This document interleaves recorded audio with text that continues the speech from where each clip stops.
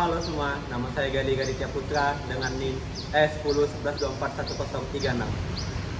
Saya Jiryo Gias Kurniawan dengan NIM E1011241049. Saya Willy Wijaya dengan NIM E1011241034. Polres Sintang bersama Forkopimda melakukan imbauan terhadap pekerja peti di Kelurahan Kapuaska dan Hulu. Imbauan dilakukan agar aktivitas peti tidak mendekati permukiman masyarakat. Menindaklanjuti keluhan masyarakat terkait aktivitas peti, personel Polres Sintang bersama Forkopimda mendatangi lokasi peti di Kelurahan Kapuas Kanan Hilir, Kecamatan Sintang. Kepala Bagian Ops Polres Sintang, Kompol Dedi Fahrudin Siregar mengatakan, sosialisasi dan penghentian aktivitas peti itu dilakukan karena adanya keresahan masyarakat. Sebab aktivitas peti itu sangat berdampak besar, terutama pada kerusakan lingkungan. Nah, pada pembahasan studi kasus pertambangan emas tanpa izin ini, kami menggunakan teori tata kelola jaringan, yaitu Network Governance Theory. Teori ini didefinisikan sebagai kerangka kerja yang menganalisis bagaimana keterlibatan dari berbagai aktor, termasuk organisasi pemerintah, masyarakat sipil, dan pihak swasta, yang semuanya saling berinteraksi dalam jaringan untuk mencapai tujuan bersama.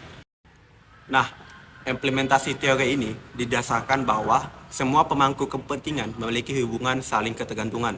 Pengambilan keputusan sering bersifat kolektif, dan kepercayaan serta timbal balik di antara aktor jaringan sangat penting untuk mencapai tujuan tata kelola suatu organisasi.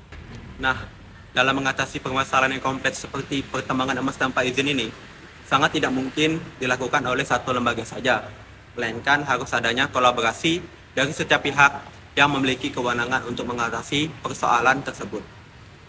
Aktivitas pertambangan emas tanpa izin semakin marak terjadi di daerah Kalimantan Barat, khususnya di salah satu Kabupaten Sintang. Dikutip dari website resmi Tribun Channel, menunjukkan hal ini bahwa masih lemahnya pengawasan dari pihak-pihak pemerintah terhadap aktivitas pertambangan emas tanpa izin ini.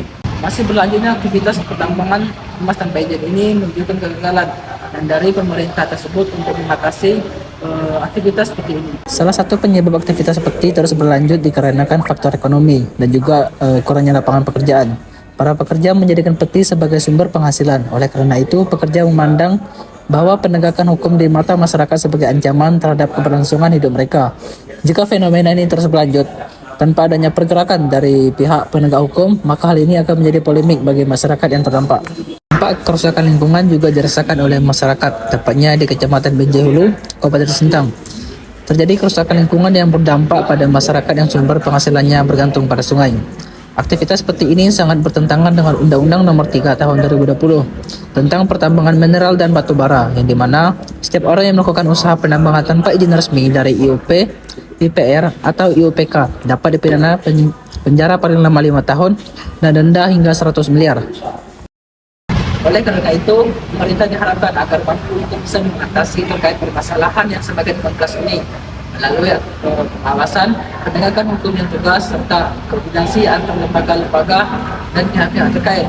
Pemerintah juga diharapkan agar mampu untuk bisa menyelesaikan permasalahan ini melalui menyediakan lapangan pekerjaan bagi masyarakat dan juga mempercepat dan mempermudah terkait legalisasi untuk wilayah pertambangan rakyat.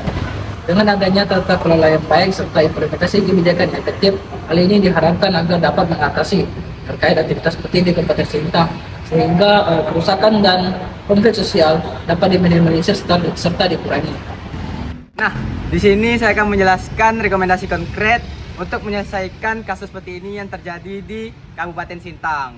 Nah, di sini kami merekomendasikan kerjasama antara pemerintah, swasta, dan juga masyarakat. Nah, di sini pemerintah memiliki peran sebagai regulator dan juga penegak hukum dan juga untuk fasilitator dalam melakukan pertambangan yang legal atau istilahnya dalam memberikan izin. Yang kedua dari pihak swasta. Di sini pihak swasta merupakan tombak dari rekomendasi ini, yang dimana pihak swasta dapat memberikan alternatif pekerjaan-pekerjaan sehingga masyarakat dapat memutuskan ketergantungan mereka dalam mencari mata pencaharian dengan melakukan pertambangan ilegal. Nah, yang terakhir yaitu dari sektor masyarakat. Di sini masyarakat sebagai subjek dan juga objek, yang dimana masyarakat sebagai pelaku dan juga penerima manfaat dari rekomendasi ini. Nah, masyarakat di sini berperan sebagai pengawasan bagi pemerintah sehingga pemerintah dapat menjalankan rekomendasi ini sesuai yang dengan dibutuhkan oleh masyarakat. Dan juga di sini masyarakat dapat mengaspirasikan sehingga pemerintah juga tahu apa saja yang dibutuhkan masyarakat sehingga masyarakat tidak ketergantungan dan memiliki pekerjaan selain daripada peti. Nah, rekomendasi ini kami sampaikan supaya peti tidak menjadi hal yang ketergantungan bagi para masyarakat sehingga dapat menciptakan lingkungan yang baik dan tidak merusak lingkungan lebih banyak lagi. Dan juga untuk rekomendasi ini diperlukannya kerjasama antara 3 lembaga tersebut dengan menggunakan tata kelola yang berjaring dan dinamis serta meninggalkan tata kelola yang kaku dan bersifat top and down. Sekian dari rekomendasi kami, semoga rekomendasi ini menjadi solusi untuk menyelesaikan kasus peti di Kabupaten Sintang.